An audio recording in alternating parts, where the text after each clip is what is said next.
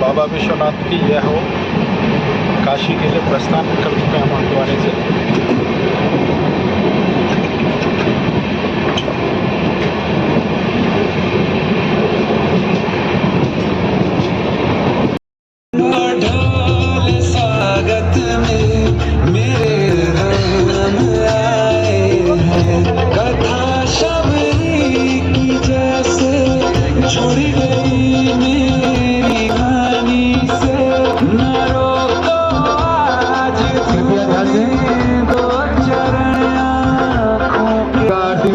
श्रद्धालुओं का गंगा सेवा निधि हार्दिक स्वागत और अभिनंदन करती है।